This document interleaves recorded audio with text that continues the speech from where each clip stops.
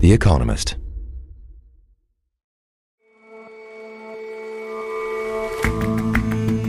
Hello and welcome to The Intelligence from The Economist. I'm your host, Rosie Blore. Every weekday, we provide a fresh perspective on the events shaping your world.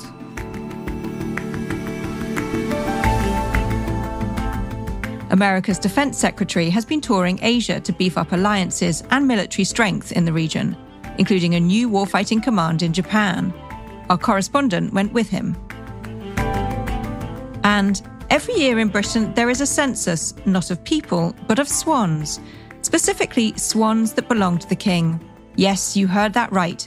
It's an 800-year-old ceremony and it takes 5 days. Swan-upping. You might love it if you tried it.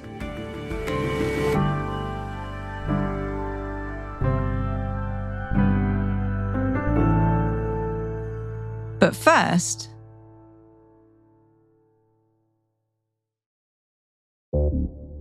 it could have been a scene from a Cold War spy thriller. 7 aircraft from 6 countries carrying dissidents, spies, mercenaries and journalists, all flying into a neutral country, their passengers disembarking before being traded and boarding jets bound for home. But this wasn't a movie. It was the largest prisoner exchange between the West and Russia since the Cold War. Among those released was Evan Gershkovich, a reporter for the Wall Street Journal. President Joe Biden and Vice President Kamala Harris welcomed him and another 2 Americans back onto US soil. Their relief was one shared by friends, family and colleagues watching the images from all over the world. So I'm still getting over seeing these images of the plane on the tarmac at Andrews Air Base, seeing Evan, the US president. Oliver Carroll is The Economist correspondent in Ukraine. Evan's put us through a lot of worry just to get Joe Biden's contact. I mean, I joke, but you couldn't fail to be moved by it all. Just the press conference which Joe Biden put together as they were waiting for that plane to arrive, where he sang Happy Birthday to the daughter of Alsa Kormashova. You know, covering the world at the moment, such days, they're really rare, and you have to take them when they come. Were there signs that this exchange was in the works? It was never over until it was over, but there certainly were signals that a big exchange was in the works. First of all, we saw with Evan's sentencing, which, as I reported at the time, was brought forward unusually, which has in the past, at least, tended to predate releases. And then we saw the pardoning of Rico Kriegler, a German mercenary who had somehow found his way into Belarus and been sentenced to death. And then we saw prisoners held in Russia starting to go missing, which either was a good sign or it meant they were being brought together for some kind of torture session, who knows. But it did look, certainly before yesterday, that everything was coming together. So, great news. Ollie, you've talked about Evan before on the show. Who else was on that plane out of Russia with him? So the exchange basically involved 24 people, 16 of those going west, 8 returning to Russia, plus 2 minors. There were various categories of the people who were on board that plane. There were US citizens and green card holders, journalists, as we've spoken about, but also, interestingly, dissidents and Russian opposition figures with either Russian citizenship or joint citizenship. There is particularly 2 figures, Vladimir Karmuzar and Ilya Yashin, who might now be considered, the real leaders of the Russian opposition. And they had been held in Russian prisons with these demonstratively long prison sentences. We saw Paul Whelan. He'd been the longest held detainee. He'd been in prison since 2018, a US Marine who essentially was arrested when he was in Moscow attending a friend's wedding. We saw the youngest prisoner, 19-year-old Kevin Lick, who was the youngest ever person to be convicted for treason. He was 17 at the time. And the oldest, 71-year-old Oleg Orlov, a heavyweight of the Russian dissident movement and an activist since the Soviet era. And we knew from back in February when the colleagues of the killed opposition leader Alexei Navalny, who was essentially murdered in prison, basically outlined how the deal was supposed to look. It was supposed to be Alexei Navalny headlining the list going westward. but pretty much the same list going eastward. Do you know anything about how these former captives are doing? Well, I mean, judging by the footage, we can see that Evan's lost a bit of weight, but he still is the Evan, I know and love, generous, full-spirited, all-round kind of good guy. We saw Paul Whelan also appeared to be in pretty good health. There had been rumours he had been of poor health recently, but he looked okay. It didn't feel real until we were flying over England. I'm a British citizen, Irish citizen, Canadian and American. So as we came over England and I looked down, that's when it became real. So looking forward to seeing my family down here and just recuperating from 5 years, 7 months and 5 days of just absolute nonsense by the Russian government. Karamurza we didn't see. We know he has had health problems. We did see images of a phone call released by the White House, which showed the first exchanges, in particular, Karamurza with his family. Привет, маленький. Привет, хорошо тебя слышать. Вы там где? We're in the Oval Office. No word is strong enough for this. I was sure I'm going to die in prison. I don't believe what's happening. I still think I'm sleeping in my prison cell in Omsk instead of hearing your voice. But I just want you to know that you've done a wonderful thing by saving so many people. I think there were 16 of us on a plane. Again, I still can't believe it's happening. I'm surprised amongst those you mention to hear that the opposition leaders were released, the importance of Karamurza and Yashin. And I was also surprised that Navalny might once have been on that list had he not died in February, sadly. Why would Putin release such important opposition figures? Well, the key is what Putin gets out of the exchange. And the most valuable asset, which we talked about before, is a man called Vadim Krasikov, who was an FSB colonel, a colonel in Russia's security agency, who had been jailed in Germany after murdering a Chechen rebel in broad daylight in Berlin in 2019. It's really key to understanding that Putin has always made a virtue of returning his ilk, spies and scoundrels of all kinds. And you saw with the red carpet treatment which they got when they arrived in Moscow's Vnukovo airport yesterday.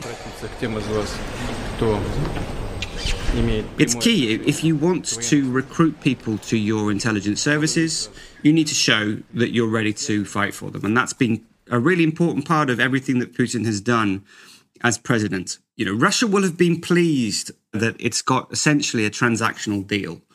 And I know that there's been some talk about this perhaps being a harbinger for a bigger deal with respect to Ukraine. I'm personally not sure that's true. I think this is a separate deal done on the military and the security level.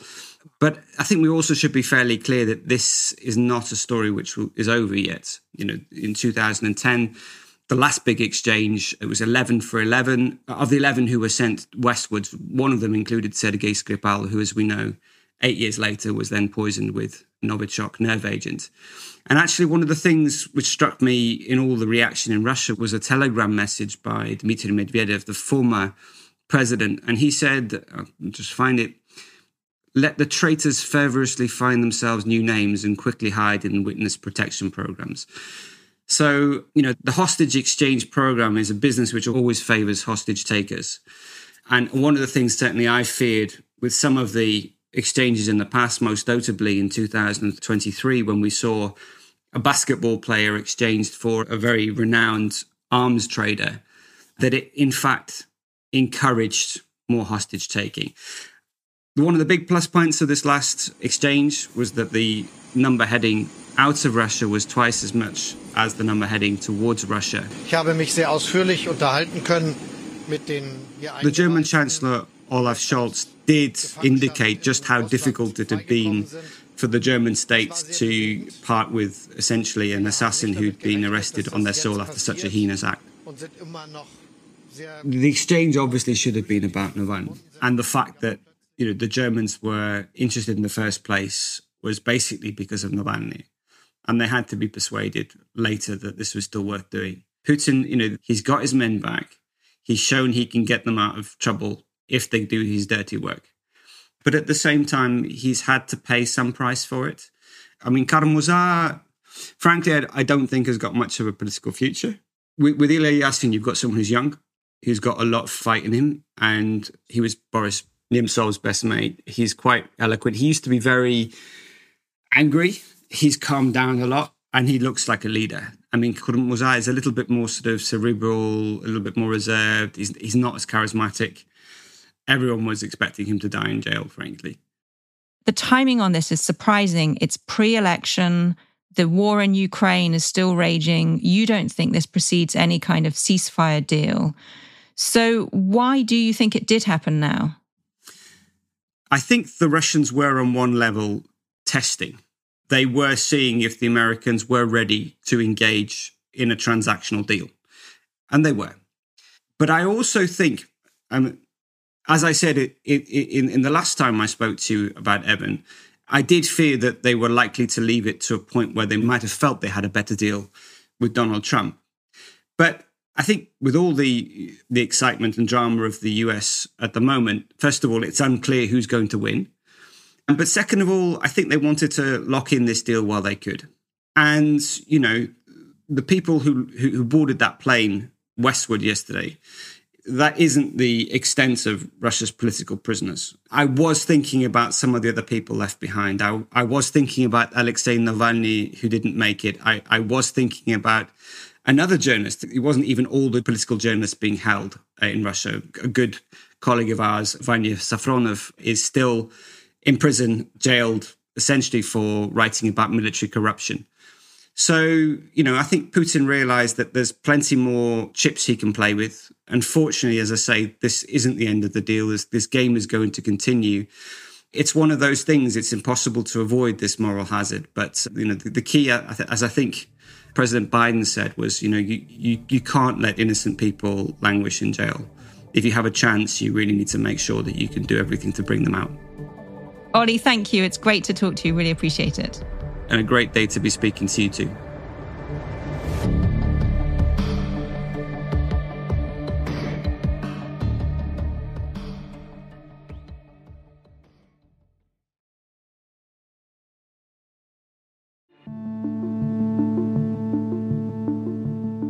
The United States will upgrade the U.S. Forces Japan to a joint force headquarters with expanded missions and operational responsibilities. On Sunday, on the first part of his trip around the Western Pacific, America's Defense Secretary Lloyd Austin announced the creation of a new warfighting command in Japan. Now, this will be the most significant change to U.S. Forces Japan since its creation, and one of the strongest improvements in our military ties with Japan in 70 years. Since the end of the Second World War, American military forces have been present on Okinawa, a 650-kilometer flight from the Chinese coast. But for decades, that base has been on a peacetime footing. That has now changed. 中国の対外的な姿勢、また軍事動向等が Japan's foreign minister, Yoko Kamikawa, spoke of China's military actions in the region as a serious concern. またロシアと中国とのさらなる戦略的軍事協力 And clearly, America agrees. I was flying with Lloyd Austin, who was making his 11th tour of the Indo-Pacific. Anton LaGuardia is The Economist diplomatic editor. We landed at the Yokota Air Base outside Tokyo, and a brilliant way to avoid Tokyo traffic, we took 3 Black Hawk helicopters that lifted us into central Tokyo, whereupon a police convoy of white-gloved policemen escorted us through the city, past knots of protesters and various traffic jams.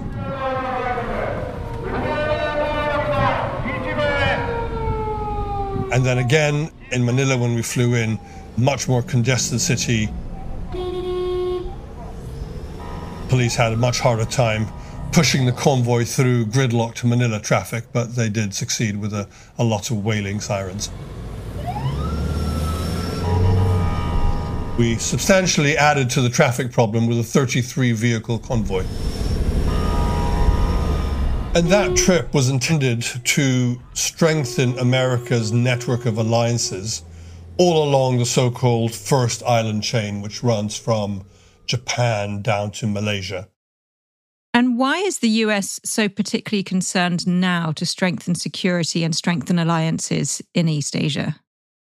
The process has been going on for a few years under this administration. It's a response to the growing military strength of China, which America and its friends in the region are increasingly worried about.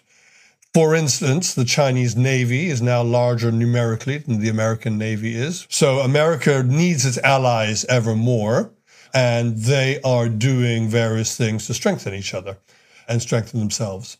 Really what that involves is strengthening its allies along the first island chain. And in the middle of that chain is Taiwan, which is the likeliest flashpoint. And if America decided to intervene, that would turn into a major war between America and China that is bound to involve the neighbors in some way. America's had bases in Japan for a long time. In what ways is it now strengthening those? The main thing that was announced was the creation of a so-called Joint Force Headquarters.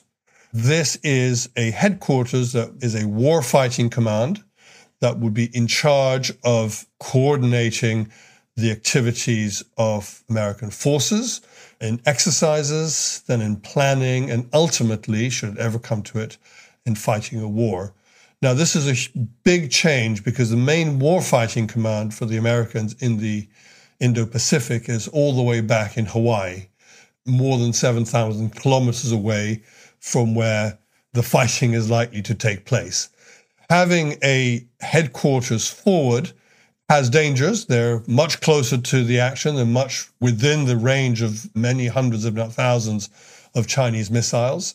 But at the same time, in a world where communications are likely to be degraded, it's very hard to try and command your troops from the other side of the ocean, in essence.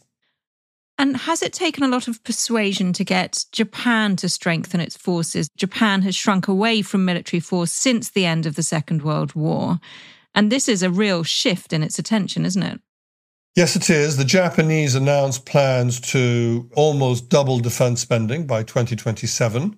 They're also buying all sorts of new weapons, including long-range strike missiles that can reach the Chinese mainland. They call them counter-strike. The interesting thing here is that to operate them, the Japanese would need a lot of help from the Americans in terms of command and control, in terms of intelligence, to find targets and to strike them. So they need to coordinate more closely. And the Japanese, for the first time, have created their own American-style joint headquarters, which fuses air, land, sea, and other forces to make a more effective whole. So in part, this new American headquarters is intended to mirror what the Japanese are doing and to coordinate more closely with them. Taiwan is obviously the flashpoint that everyone's anxious about. How does the new joint command fit into that potential threat? Taiwan is a thing that is on everyone's mind, but nobody can speak of clearly. So we don't know actually what this headquarters will do in terms of the defense of Taiwan should America choose to intervene. America is not obliged to intervene, but it gives itself that option. And President Biden has said repeatedly that he would. The Japanese say things like they have an interest in maintaining the status quo around Taiwan, but they don't say what they would do if it came to war, and nor do the Philippines, who are the southern neighbor of Taiwan. And we also don't know how any of these people would be able to fight alongside Taiwan, assuming it does defend itself robustly. And one of the many things the Americans are trying to do is to supply weapons and provide aid to Taiwan so that it becomes more of a porcupine and can therefore hold out longer. And what's your assessment at the end of this trip, Anton? Is all this preparation aimed at preventing war from breaking out? Or do you think that the US thinks that it's readying for something that's inevitable? I think the two are connected. The principal aim is to deter an invasion of Taiwan, and particularly deter China from thinking it can do so quickly and painlessly. And to do that, it needs to show it is ready to fight a war and has got the wherewithal, the command systems, the equipment forward, and so on to deny China a quick victory. Of course, nobody knows whether America would intervene. It would be very costly and very painful, and most Americans know little about Taiwan and probably couldn't find it on a map. And if Donald Trump became president, he has all but said that he wouldn't defend Taiwan. which is why I think the Biden administration has been keen to create as many facts on the ground as possible in a way that makes it hard for a future administration to undo. And have they done that, Anton? Is it Trump-proof? Nothing ultimately is Trump-proof because alliances depend on trust, and trust depends on believing that your main protector, which is the United States, is going to turn up to defend you. And you can never be sure of that with Donald Trump. Thank you so much, Anton. It's great to talk to you. Tell me where we can hear more about this. It's obviously a huge subject. So I was in the Philippines and Taiwan earlier this year, and we reported on our travels for our Drum Tower podcast. And you'll also hear more from my colleague Su-Lin Wong, who was on a tourist boat in the South China Sea being harassed by the Chinese. And that's on our sister show, The Weekend Intelligence. Thanks again, Anton. Thank you.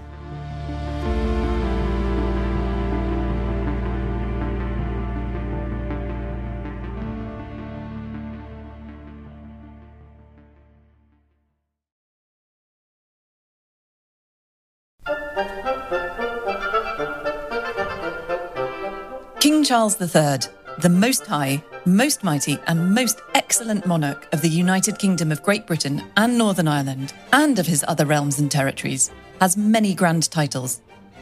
Some sensible, and many of them not. Catherine Nixie is a Britain correspondent for The Economist. He is head of the armed forces and he is defender of the faith. He is sovereign of the most noble Order of the Garter, and he is chieftain of the Braemar Gathering. He is also Seigneur of the Swans, a title which tends to be forgotten, partly because it's completely ridiculous and partly because it doesn't matter, unless you're a swan. Because as Seigneur of the Swans, Charles III has twats over you. And at this time of year, he likes to exercise them. Which is why on a hot summer day, I took out a rowing boat to follow 6 small wooden boats as they made their way along the River Thames. This is a totally different Thames to the Great Grey River that slides through London. This river is much smaller, much gentler, much greener. A few miles upstream, punts are taken to the water in Oxford. A few miles downstream is the house that is said to have inspired Toad of Toad Hall. And it feels like that too. Here there is sun on the water, there is wind in the willows. It's basically perfect. And here is also where the annual Royal Swan-upping census takes place, which is a 5-day-long, 800-year-old ceremony in which mature swans and cygnets are caught and counted for the king. And mature men dress up as sailors, in scarlet blazers and Breton tops, and shout, "All up!" whenever they see a swan.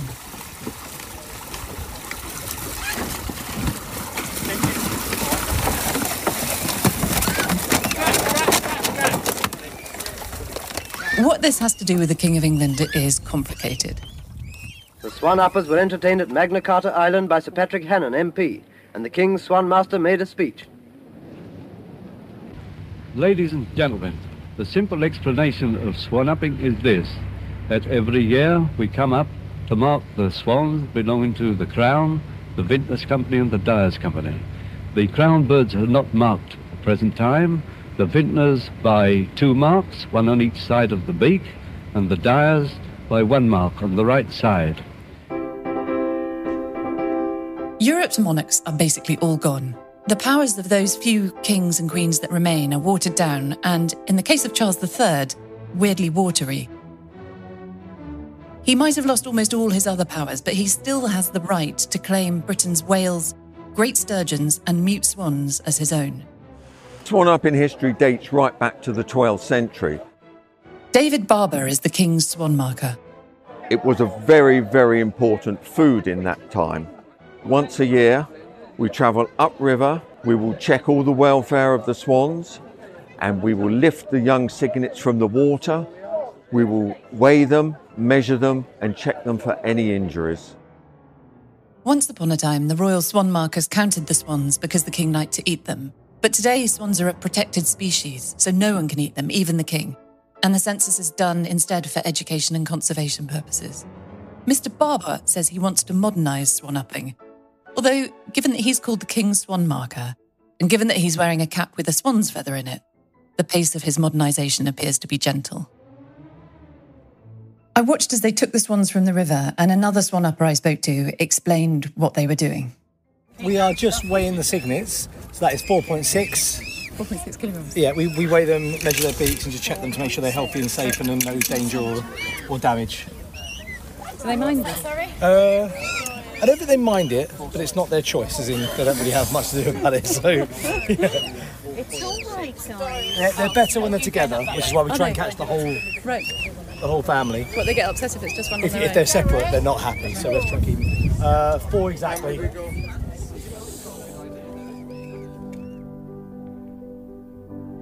Swans don't exactly love being upped. For a swan, being upped is a bit of a downer. Prince Harry once observed that swans are grumpy birds, and their mood is definitely not improved if you catch them, hold down their wings, tie their feet, and take them out of the river. A swan can't break a man's arm. Barbara says that that's a myth. But they can definitely give you a nasty bruise. The trick, as one swan upper explained to me, is to be subtle. In other respects, subtlety is definitely not the swan upper's strong suit. They start each day with a patriotic toast to the king. On their boats, there are pennants and there are flags. The overall effect is less like an environmental study than as if the cast of the Pirates of Penzance had taken to the river in punts. The swans might not like it that much, but this is for environmentalism and it is for the King of England, so they don't get that much choice in the matter.